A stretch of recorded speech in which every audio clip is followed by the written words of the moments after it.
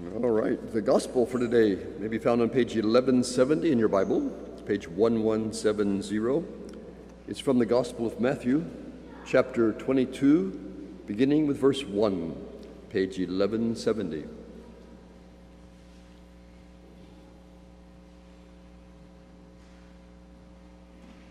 The Lord be with you.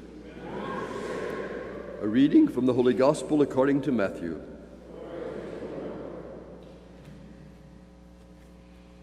Once more, Jesus spoke to the chief priests and Pharisees in parables, saying, "The kingdom of heaven may be compared to a king who gave a wedding banquet for his son.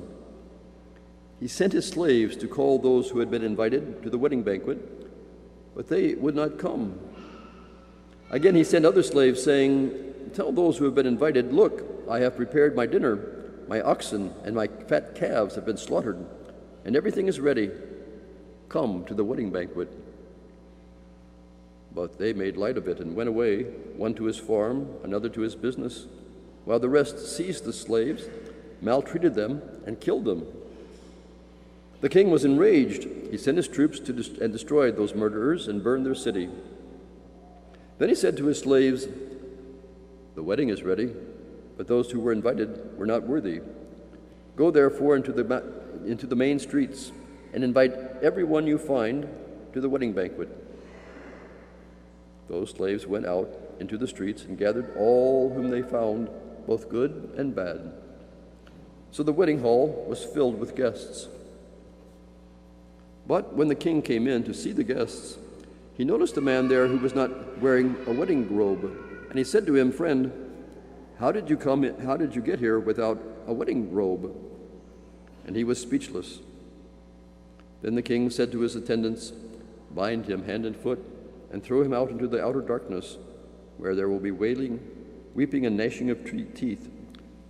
For many are called, but few are chosen.'" The Gospel of the Lord.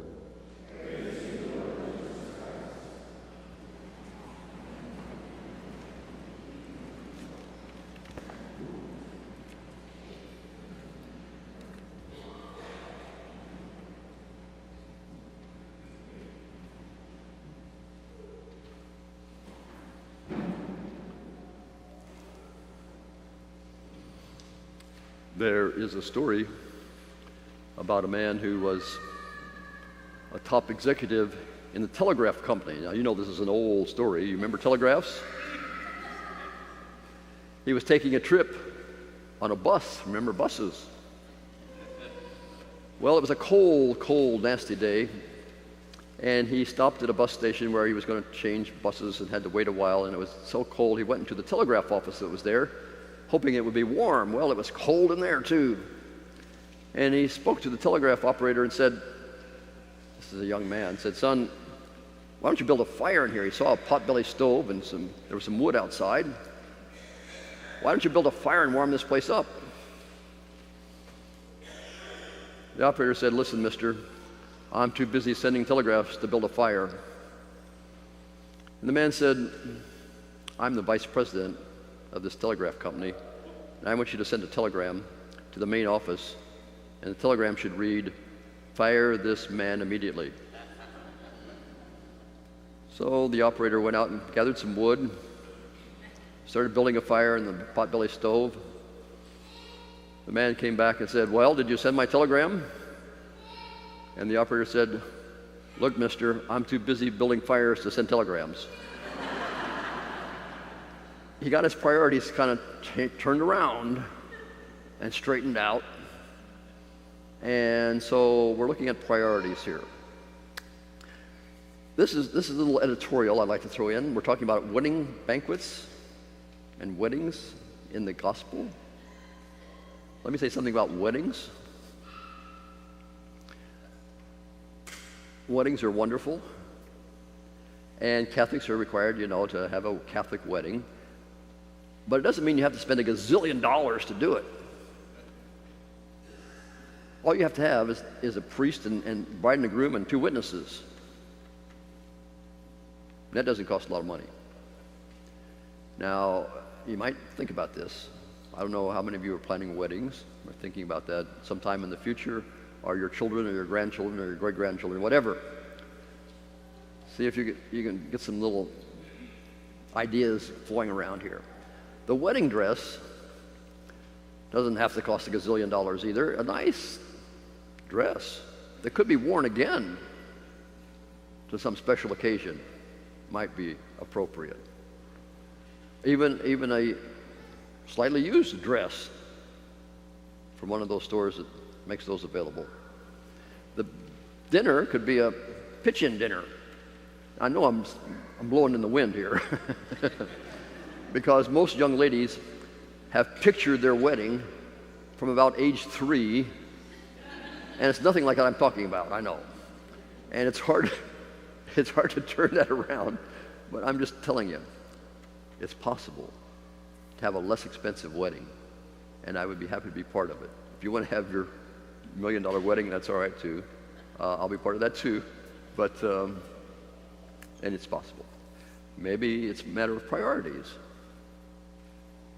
Okay, let's talk about the gospel a little bit. Matthew took 2 parables and stuck them together here. One is about the king who's having a wedding banquet for his son, and he's invited the guests, and they refuse to come. Now, this is a ridiculous story because nobody would do this. But in this story, the king is God, the son is Jesus, and the wedding banquet is coming together to join the kingdom and celebrate.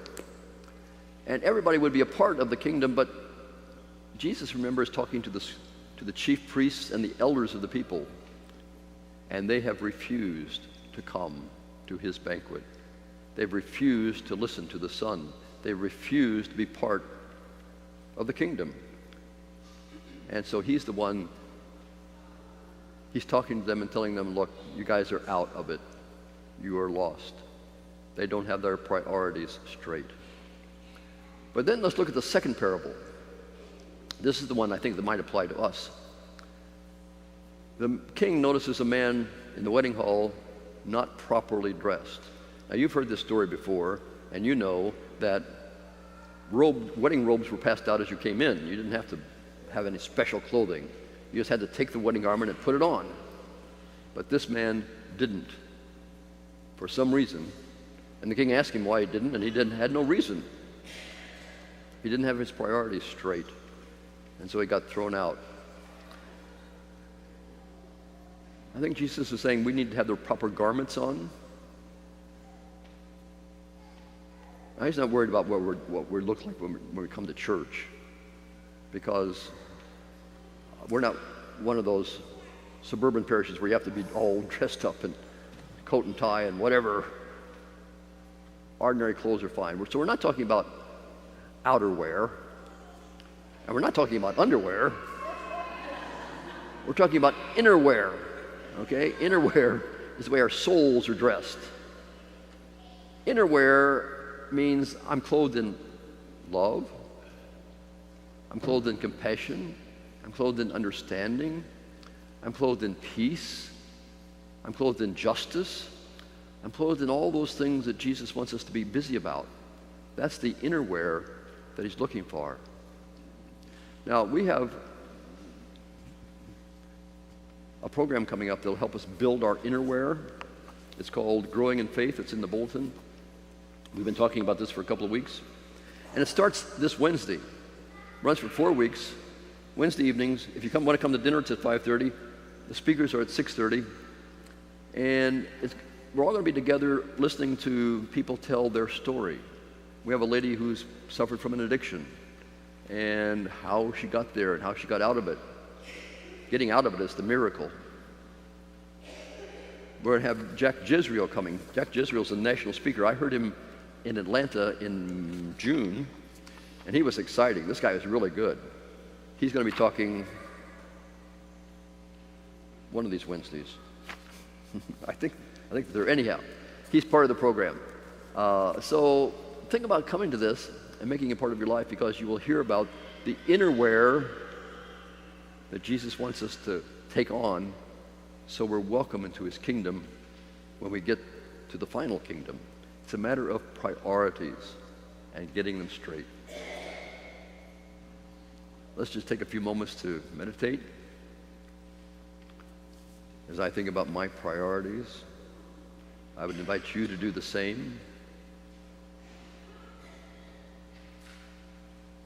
Are we really focusing on God and what this life is all about?